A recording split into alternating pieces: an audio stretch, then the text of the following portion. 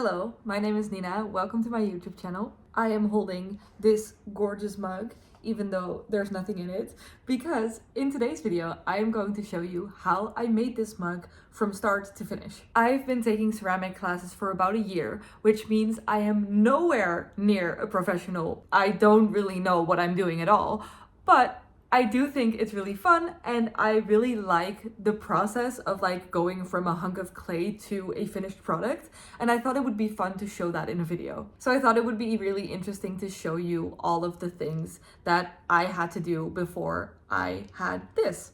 Now again, this is not a tutorial. I am not showing you how to do this.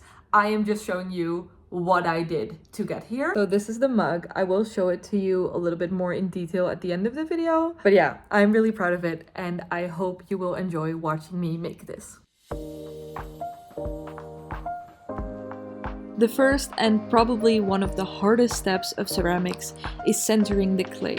As you can see in the beginning of these shots, this hunk of clay is extremely uneven. If I were to turn this into a mug, I would get a super uneven mug where there's bumps, one side is bigger than the other, one side is higher than the other, and overall it just looks more like a mountain than a mug.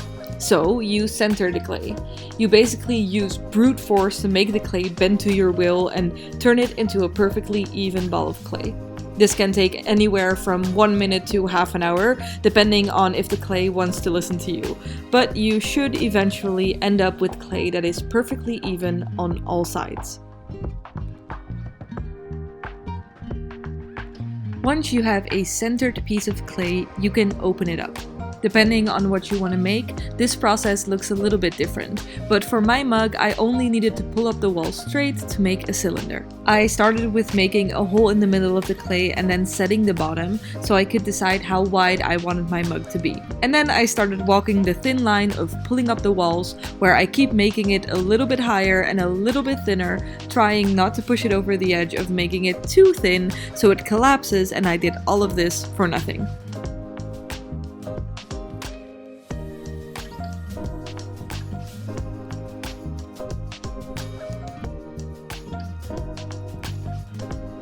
Luckily, that did not happen today, and I ended up with this vaguely mug-like object. Step 1 and 2 of this process took place in the same day, but for the next step I had to wait a week for the clay to dry. Next, I'm going to make the ear of the mug. This also needs some time to dry, so I'm doing this at the beginning of my class so the ear can dry while I do step 4. For the ear, I'm basically making a few strips of clay and laying them on top of a round object, so the clay will take the shape as it dries. I take some water to smooth everything out and then just leave this to chill while I trim.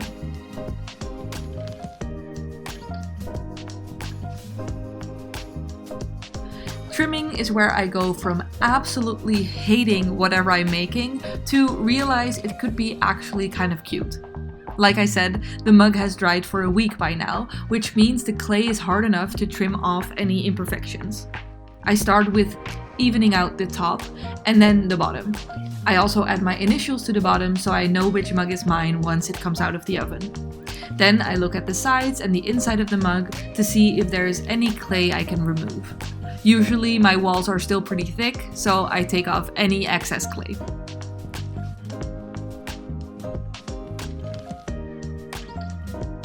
This is also the part of the process where you can make any carvings or other stylistic choices. For this mug, I wanted to do this fishtail kind of design, which meant I had to carve out every single little piece by hand. Honestly, this is one of my favorite parts because it is super therapeutic and you have so much freedom to make something look the way you want it. With throwing clay, sometimes I just kind of go with it because I don't know how to make it look any differently, but with trimming, you are in total control.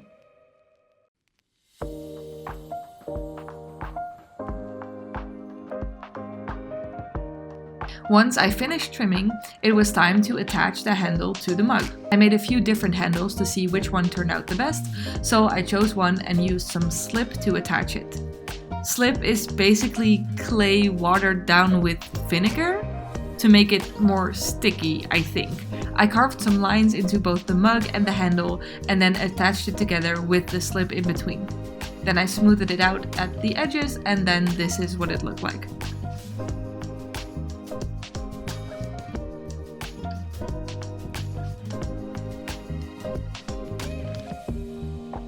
Now the waiting game begins. I had to cover the mug in plastic and let it dry for another week before I could bring it to the oven for the first firing round.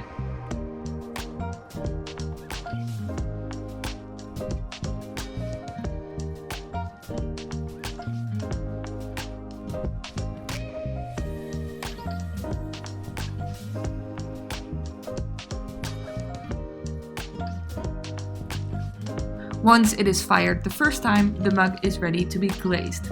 To protect the bottom and make sure the glaze doesn't stick to the oven while firing, you have to leave about ½ centimeter at the bottom without glaze.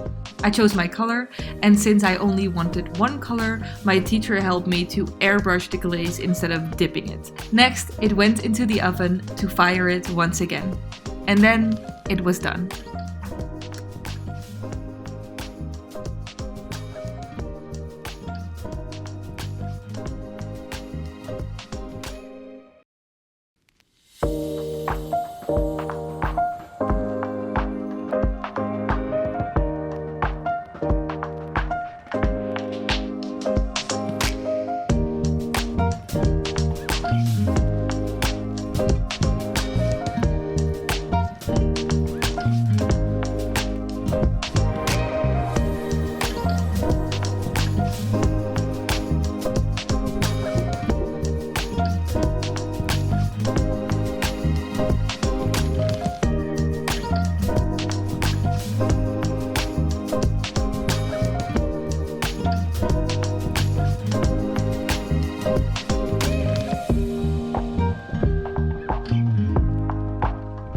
So here we are. Now I have a mug that I can drink my coffee out of, and anytime anyone comes over, I can say, yes, I made that. I really hope you enjoyed watching this video and seeing all the steps in this process.